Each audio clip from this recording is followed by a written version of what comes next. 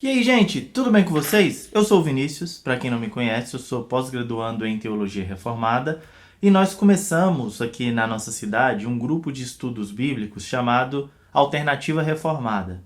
E esse grupo, agora, os estudos desse grupo estão também aqui no YouTube. Se você quiser acompanhar as postagens do grupo, nós temos também no Instagram, Alternativa_Reformada. Se você for de Patos de Minas, Minas Gerais, e quiser participar presencialmente do grupo, nós nos reunimos também toda semana para estudarmos a Bíblia juntos, sob uma perspectiva reformada. Beleza? Vamos então para o nosso estudo. Nós estamos falando de João, o Evangelho de João, e paramos, no último vídeo, nós falamos sobre o verso 14. Foi um vídeo inteiro, cerca de 27 minutos, falando sobre o versículo 14 de João 1.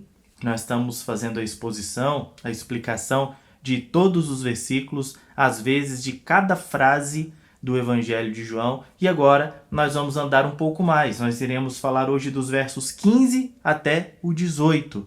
E nessa perícope, nesse pequeno trecho, nesse texto, com certeza Deus falará conosco. Tem coisas preciosas aqui que nós podemos extrair desse pequeno trecho. Vamos lá então? João 1, versículos 15 a 18, eu sempre leio aqui na NVI. João dá testemunho dele, ele exclama: "Este é aquele de quem eu falei, aquele que vem depois de mim é superior a mim, pois já existia antes de mim. Todos recebemos da sua plenitude graça sobre graça, pois a lei foi dada por intermédio de Moisés, a graça e a verdade vieram por intermédio de Jesus Cristo. Ninguém jamais viu a Deus, mas o Deus unigênito que está junto do Pai o tornou conhecido." Eu ia falar na última reunião, né? No último vídeo, nós comentamos aqui sobre a importância do verbo encarnar-se, sobre o quanto isso é valioso, sobre a dupla natureza de Jesus. Ele é 100% Deus, porque ele é o verbo da vida, ele é pré-existente, ele é eterno, e ele é 100% homem, completamente humano, porque o verbo se fez carne, a palavra, como diz a NVI, o logos, para usar o termo grego, se fez carne. E aqui nós vamos ver João, mais uma vez sendo chamado aqui. João, o escritor, o apóstolo de Jesus, sempre faz menção a João Batista, João o batizador. E aqui, mais uma vez, entra em cena João Batizador, o Batista. O versículo 15, então, começa dizendo: João dá testemunho dele. João Batista entendia o seu papel. E aqui a gente vê a união dos Joões, né? João, o escritor, o apóstolo, está fazendo aqui recorrentemente uso das falas de João Batista, porque isso vai mostrar o ponto que João, o escritor, quer. E qual é o ponto de João, o evangelista, o escritor? Mostrar quem Jesus é. E por isso ele se vale de algumas falas de João Batista aqui que reforçam quem Jesus é. E aí ele começa no versículo 15 chamando João Batista de novo, né? João dá testemunho dele. Ele vai colocar aqui mais umas falas de João. Mas é importante a gente ver que João era testemunha de Jesus. Nós até já comentamos isso aqui. O Senhor Jesus, da mesma forma que usou João para ser a sua testemunha, ele também nos usa. Atos 1 vai dizer que nós, os discípulos de Jesus, seríamos suas testemunhas. Então nós temos que ser testemunhas de Jesus. Tudo na vida de João Batista foi em função de Jesus. Já parou para pensar nisso? Jesus era parente, né? Alguns vão dizer que Jesus era primo de João Batista.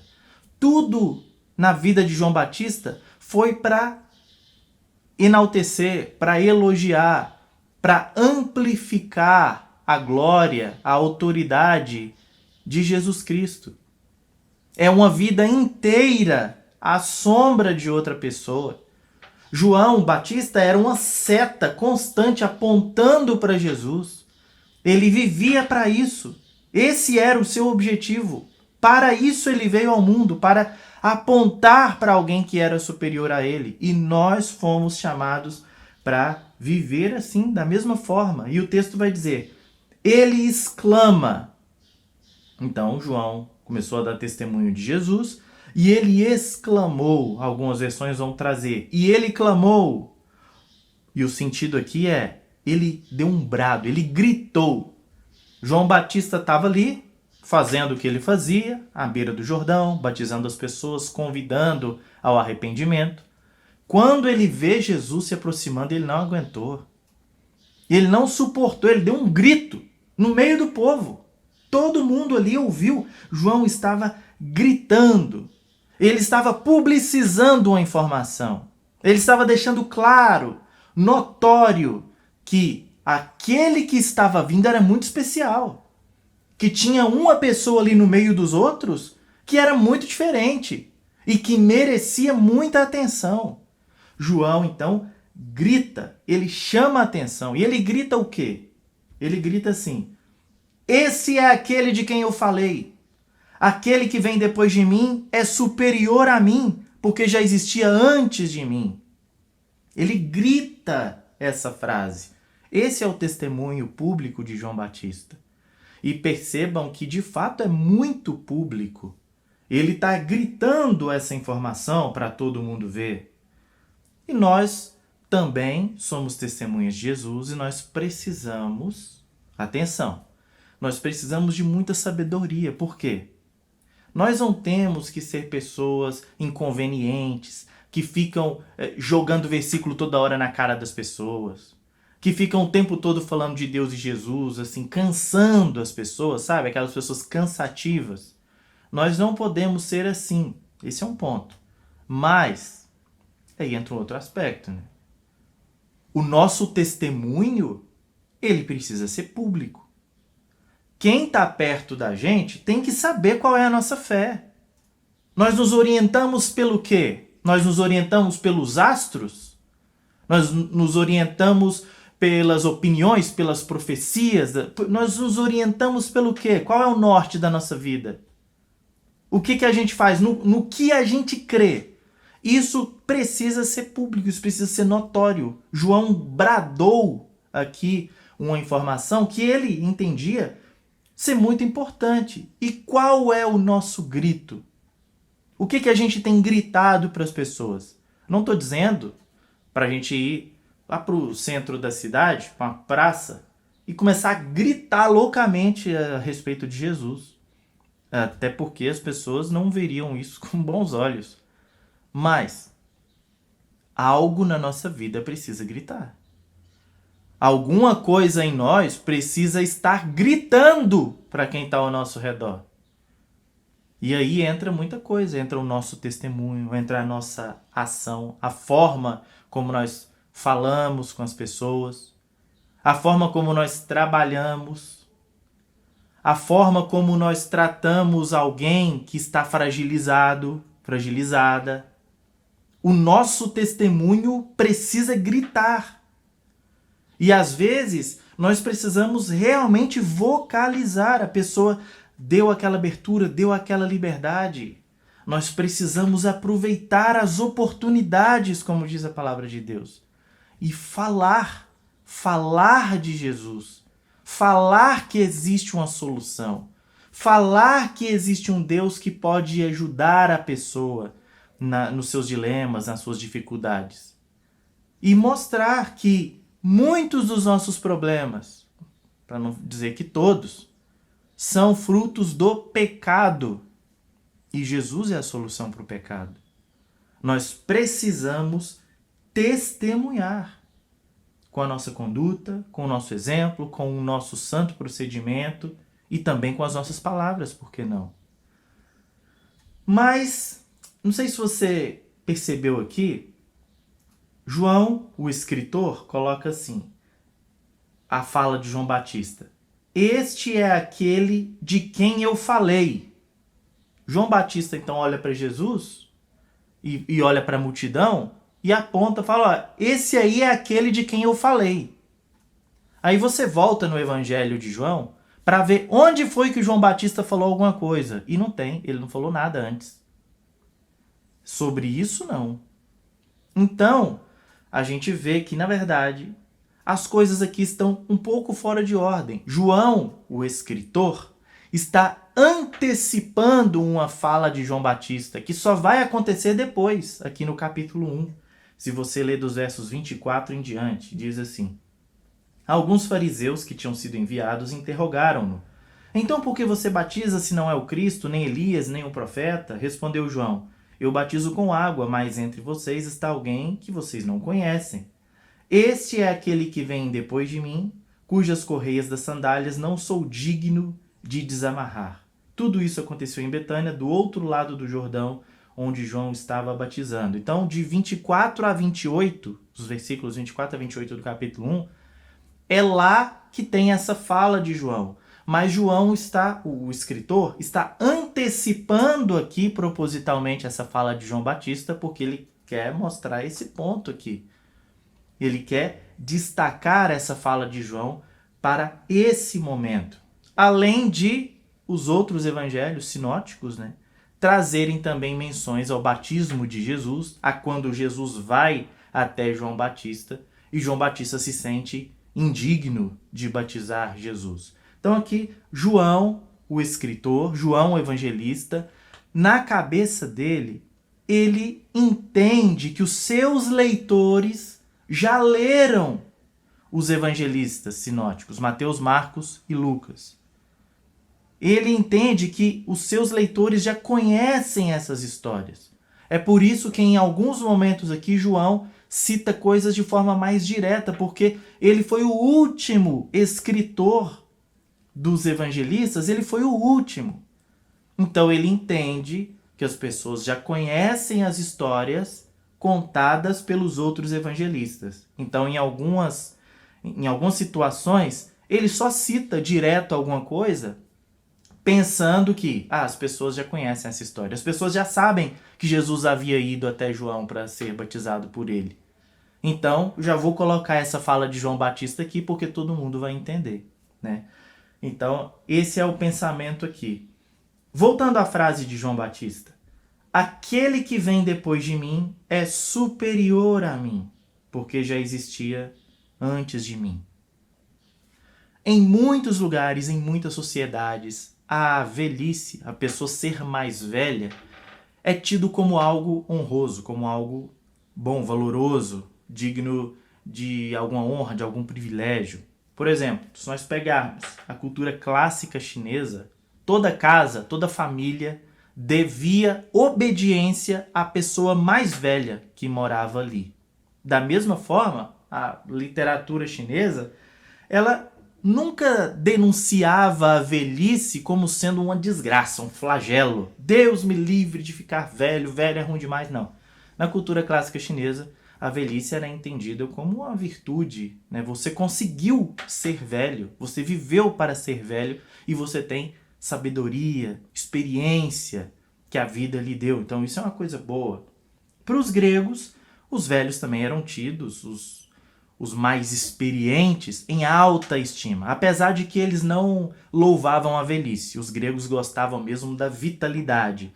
Mas eles entendiam que a pessoa que já era mais velha, os anciãos, eram pessoas de experiência que poderiam contribuir muito com a sociedade. Inclusive, os conselheiros dos reis das cidades-estados gregas eram anciãos, eram pessoas mais experientes, pessoas mais velhas, que se acreditava que tinha muita sabedoria, né?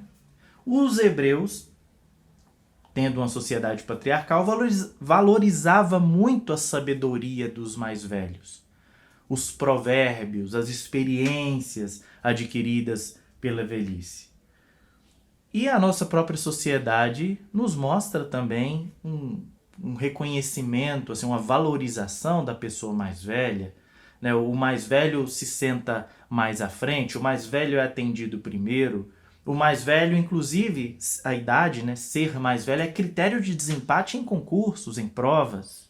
Então, existe uma honra ao mais velho. Na sociedade de João Batista não era diferente. Os mais velhos, na sociedade aqui finalzinho do Antigo Testamento, Novo Testamento, também havia uma honra para essas pessoas mais velhas. E é por isso que a gente fica assim, mas o que aconteceu aqui? Será que João Batista ele está se contradizendo? O que está acontecendo aqui? Porque primeiro ele diz, aquele que vem depois de mim é superior a mim. Então João está quebrando uma lógica aqui. Ele está dizendo, olha, o mais novo é melhor do que eu.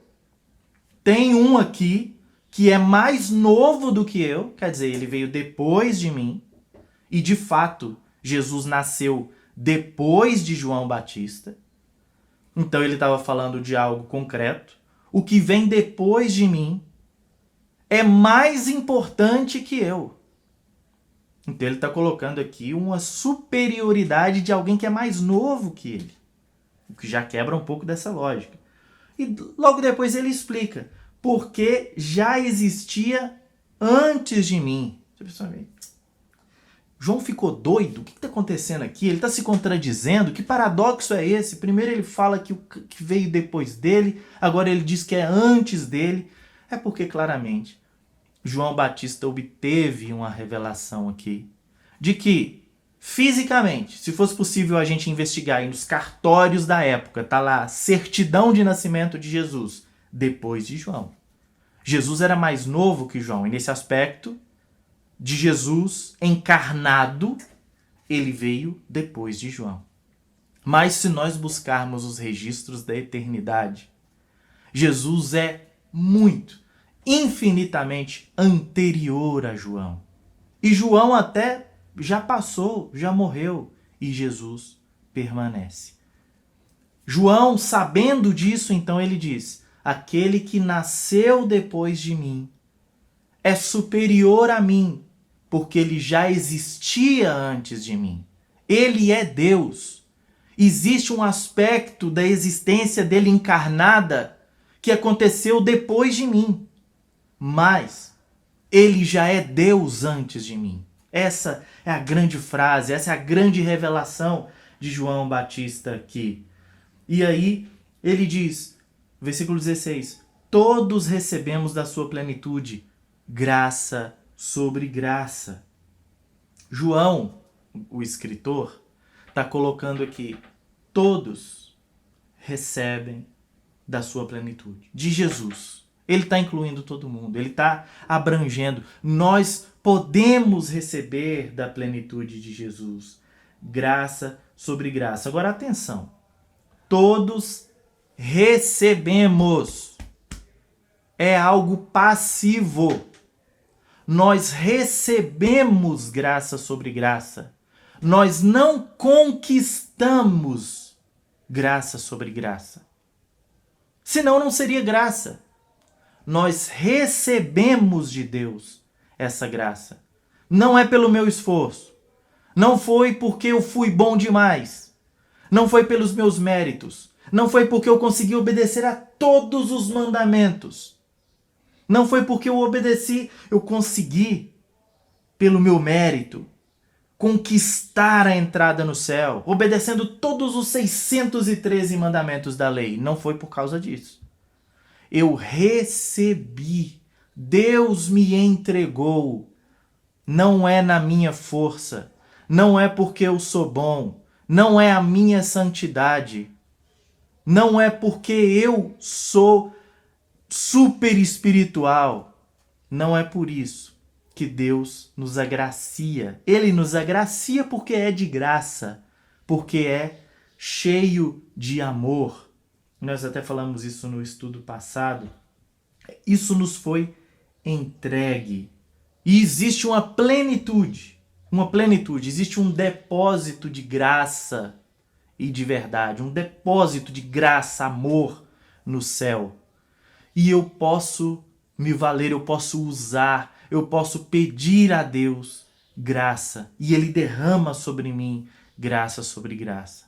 Olha só a respeito dessa plenitude que nos é dada sob medida, porque ela existe um todo da plenitude de Deus de graça, mas ela é dada em porções. Graça sobre graça. Eu recebo graça hoje, mais um pouco amanhã e depois de amanhã e vou recebendo graça de Deus.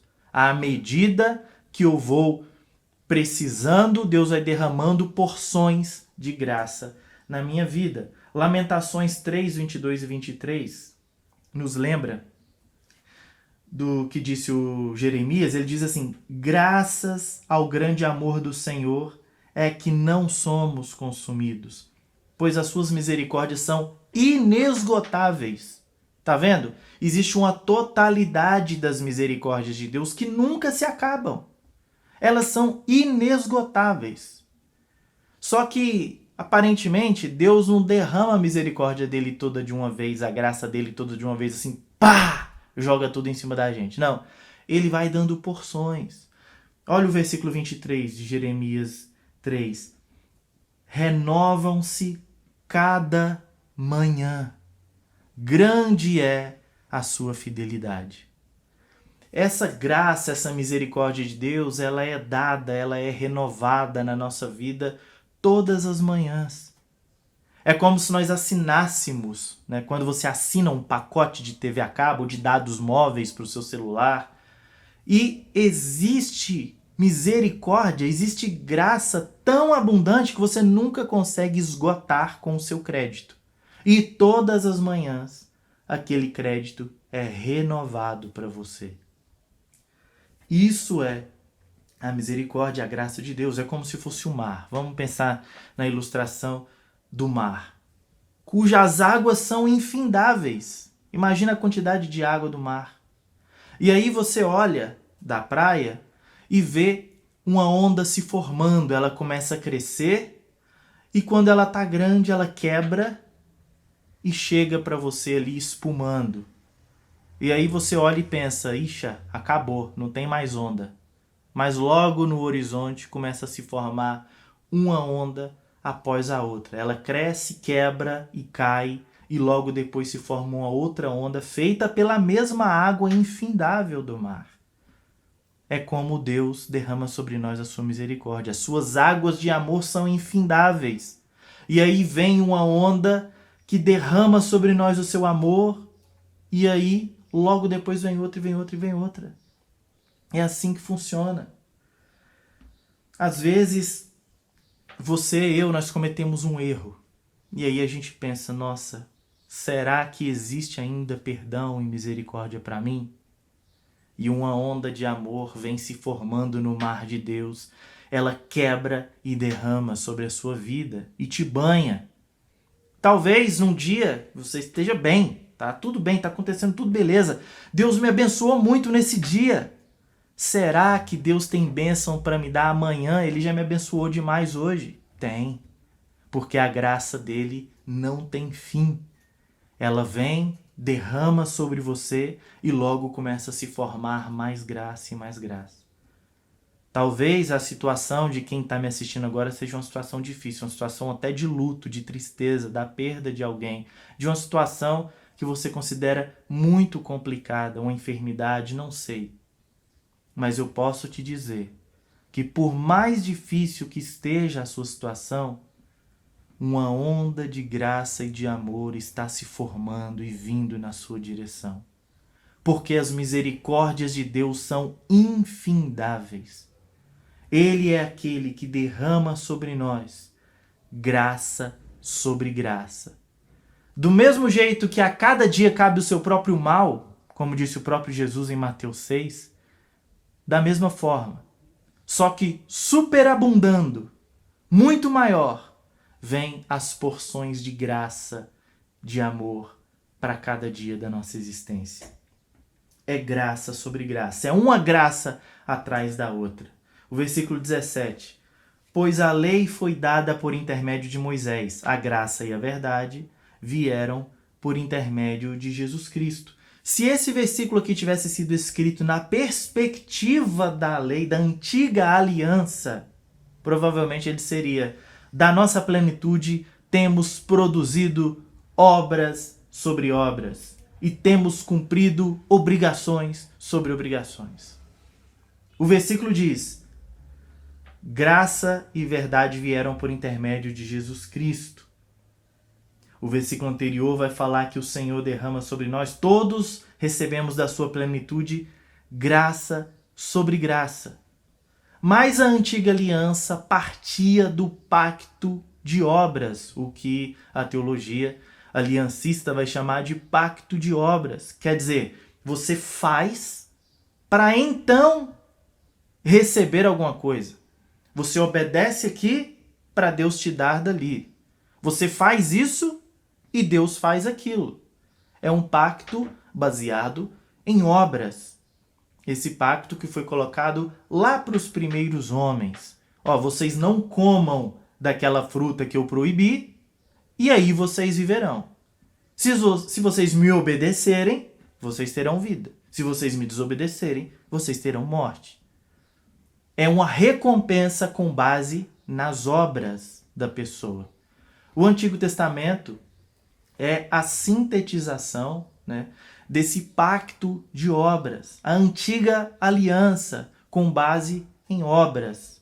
Mas Jesus Cristo veio para trazer, para escancarar a graça e a verdade. Já existia graça no Antigo Testamento. Inclusive, todas as pessoas que foram salvas no Antigo Testamento só puderam ser salvas pela graça, porque nenhuma delas conseguiu cumprir de forma satisfatória a lei de Deus. Só podiam ser salvas pela graça.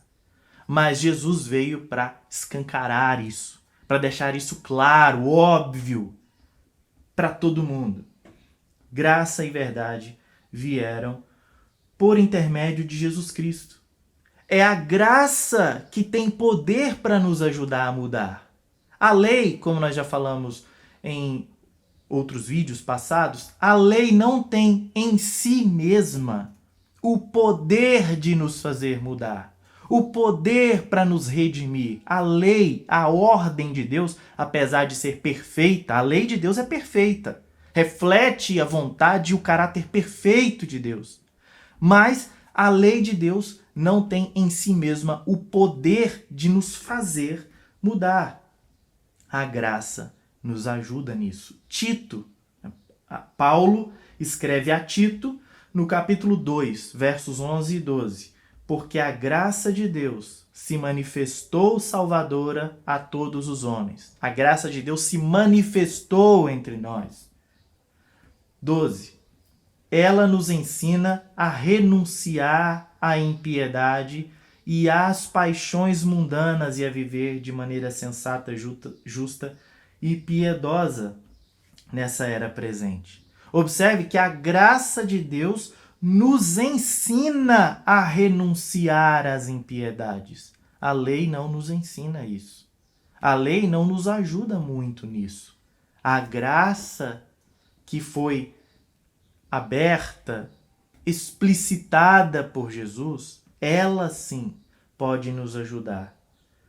A graça e a verdade vieram por intermédio de Jesus Cristo. E mais uma vez aqui, graça e verdade aparecem. No verso 14 já tinha aparecido. E aqui, graça e verdade. Lembram-se do que a gente comentou lá? É a graça de Deus que de verdade pode te ajudar. Deus é confiável. Você pode confiar a sua vida a Ele, porque Ele pode realmente cuidar de você. E aí João diz, ninguém jamais viu a Deus. E João traz aqui um fato conhecido, né? Ninguém jamais conseguiu ver a glória de Deus. Existe uma passagem que diz que Moisés falava face a face com Deus, mas isso diz respeito à forma como Moisés conversava diretamente com a divindade, com o Senhor Deus. Ele ouvia a voz de Deus, ele tinha visões, ele via a sarça ardendo, ele sentia os tremores do monte Sinai. Moisés falava face a face com Deus dessa forma, porque havia uma comunicação direta, mas Moisés não viu a face de Deus. Ninguém poderia ver. O Antigo Testamento mesmo diz que ninguém pode ver a face de Deus e continuar vivo. Existe uma tradução mais antiga desse trecho aqui que diz: um único nascido Deus é quem trouxe a notícia. Na versão que nós lemos aqui tá. Mas o Deus unigênito que está junto ao Pai o tornou conhecido. E essa tradução traz um único nascido Deus, o que para nós aqui está o Deus unigênito, quer dizer, o Deus que foi gerado pelo Pai, o único que tem a mesma substância do Pai, o Deus unigênito, que é Jesus, o que nasceu Deus, de acordo com essa tradução, é quem trouxe a notícia, quer dizer, é quem tornou o Pai conhecido. Jesus é a tradução de Deus para nós. Jesus é a expressão exata do ser de Deus. Vou ler aqui Hebreus 1, de 1 a 3. Há muito tempo Deus falou muitas vezes e de várias maneiras aos nossos antepassados por meio dos profetas, mas nesses últimos dias falou-nos por meio do Filho, a quem constituiu o herdeiro de todas as coisas e por meio de quem fez o universo. O Filho é o resplendor da glória de Deus e a expressão exata do seu ser, sustentando todas as coisas por sua palavra poderosa. Depois de ter realizado a purificação dos pecados, ele se assentou à direita da majestade, nas alturas. Jesus é capaz de revelar completamente, claramente, quem é o Pai. É por isso que o texto vai dizer, mas o Deus unigênito, o único nascido Deus, que está junto ao Pai, Jesus está no seio do Pai. Estar junto ao Pai aqui quer dizer como aquele que está deitado no peito do Pai. Eles estão no mesmo lugar. A intimidade é gigantesca. Ele está junto ao Pai. Esse o tornou conhecido. Só Jesus poderia traduzir Deus para nós. Ele é a expressão exata do ser de Deus. E é por isso que eu disse aqui no estudo passado, citando o texto de João 14, quando Jesus diz a Filipe, Filipe, você está pedindo aí, mostra-nos o Pai. Há quanto tempo eu estou com vocês e vocês não me perceberam, não o reconheceram ainda? Eu sou a expressão exata do Pai. E vocês ainda estão querendo ver o Pai. Então, é o que João está dizendo aqui. O Deus unigênito que está junto ao Pai o tornou conhecido. Você quer conhecer esse Deus? Você quer contemplar a glória de Deus e ser salvo por Ele? Você quer sentir essa graça sobre graça derramando sobre a sua vida? Então peça a Deus para que opere isso no seu coração, como nós já dissemos aqui também. A conversão, a mudança de vida, ela é operada no coração, ela é uma circuncisão, uma operação, uma marca feita no coração de todo crente. Peça a Deus para que o Senhor opere isso em você. E se você quer isso, ore comigo, pedindo isso ao Senhor. Senhor Deus, como nós somos falhos, Pai, e como nós precisamos da sua graça todos os dias. Nós te louvamos porque podemos ter a confiança de que todas as manhãs as misericórdias do Senhor se renovam sobre nós. Do contrário, nós seríamos consumidos pela sua ira. Obrigado por essa misericórdia. E que essa graça, essa misericórdia nos leve ao verdadeiro arrependimento, Senhor. Que a sua misericórdia, que a sua graça nos ensine a abandonar as paixões mundanas e a viver de maneira sóbria, de maneira consciente diante do Senhor, obedecendo ao Senhor não porque nós dependemos das obras da lei, mas porque nós queremos obedecê-lo, por causa do nosso coração transformado que quer agradar ao Senhor, não por medo da perda da salvação, mas porque o Senhor já nos salvou graciosamente. Ajuda-nos, Senhor. Ajuda-nos a viver e a andar contigo, nos seus estatutos, obedecendo a sua lei. Te pedimos em nome de Jesus. Amém. Amém, queridos. Não esqueçam de compartilhar esse vídeo, de mandar isso para o grupo da sua igreja, para nós todos aprendermos e sermos edificados através do Evangelho. Certo? Até o próximo vídeo então.